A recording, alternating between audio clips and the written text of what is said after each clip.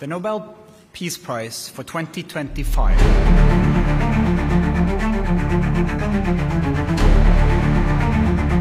অযোগ্য ব্যক্তিদের নোবেল শান্তি পুরস্কার দেওয়া হচ্ছে বলে বিস্ফোরক মন্তব্য করেছেন রুশ প্রেসিডেন্ট ভ্লাদিমির পুতিন। মার্কিন প্রেসিডেন্ট ডোনাল্ড ট্রাম্পের পুরস্কারটি না পাওয়া নিয়ে কথা বলতে গিয়ে এমনই কড়া মন্তব্য করলেন ওই লৌহ মানব। অথচ ইউক্রেন ইস্যুতে কয়েকদিন আগেই দুজনের সাপে নেউলে পরিস্থিতি তৈরি করেছেন। তারপরও ট্রাম্পের পক্ষে এমন কথা বলে রুশ প্রেসিডেন্ট সারা দুনিয়াকে চমকে দিয়েছেন। তিনি ট্রাম্পকে জানিয়েছেন সমবেদনা।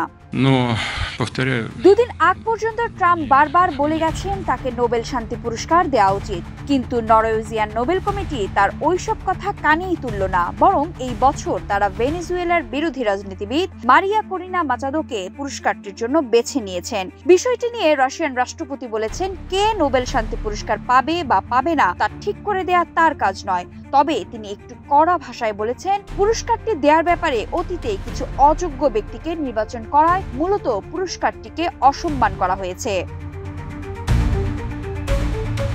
তাজিকিস্তানের দুশানবেতে একটি সংবাদ সম্মেলনে বক্তব্য রাখার সময় পুতিন এমন মন্তব্য করেছেন। তখন তিনি সোভিয়েত পরবর্তী আঞ্চলিক আন্তঃসরকারি সংস্থা কমনওয়েলথ অব ইন্ডিপেন্ডেন্ট স্টেটসের জাতীয় নেতাদের একটি শীর্ষ সম্মেলনে অংশ নিয়েছিলেন। সেখানে তিনি বলেছেন, আন্তর্জাতিক সংঘাত নিরসনে ট্রাম্প যে ঘাম ঝরানোর চেষ্টা চালাচ্ছেন তা নিয়ে বিতর্ক তৈরির কোনো সুযোগ নেই। এক্সট্রিম মশার কয়েল প্ল্যান্ট ফাইবার দিয়ে তৈরি, ডেঙ্গু, চিকুনগুনিয়া বাহি সহ যে কোনো মশার বিরুদ্ধে দেয় এক্সট্রিম সুরক্ষা। নির্দিষ্ট কারণ উল্লেখ না করে রুশ রাষ্ট্রপতি পুতিন মন্তব্য করেছেন, শান্তির জন্য কিছুই করেননি এমন ব্যক্তিদের সম্মান জানানোর ক্ষেত্রে নোবেল কমিটির রেকর্ড রয়েছে। অথচ বছরের পর বছর ধরে চলমান কঠিন সংকট সমাধানের জন্য ট্রাম্প সত্যিই অনেক কিছু করেছেন।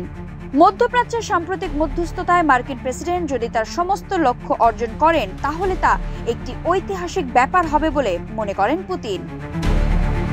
রুশ প্রেসিডেন্ট বলেছেন, ইউক্রেনে চলতে থাকা সংঘাত থামাতে ট্রাম্পের মধ্যস্থতার চেষ্টাকে খাঁটি আর আসল বলে তার মনে হয়। তিনি আরো বলেন, মার্কিন প্রেসিডেন্ট ও তিনি মিলে কিছু জিনিস অর্জন করতে পেরেছেন এবং কিছু করতে পারেননি, কিন্তু আলাস্কায় দুজনের মধ্যে যে আলোচনা হয়েছিল তাতে এখনো অনেক কিছু অর্জন করার সম্ভাবনা রয়েছে বলে পুতিনের বিশ্বাস। তিনি নিশ্চিত যে ট্রাম্প কাজ করে চলেছেন। আগস্টের মাঝামাঝি সময় ট্রাম্প এবং পুতিন আলাস্কায় দেখা করেছিলেন। আলোচনায় মূলত ইউক্রেন সংকটের উপর জোর দেওয়া হয়েছিল।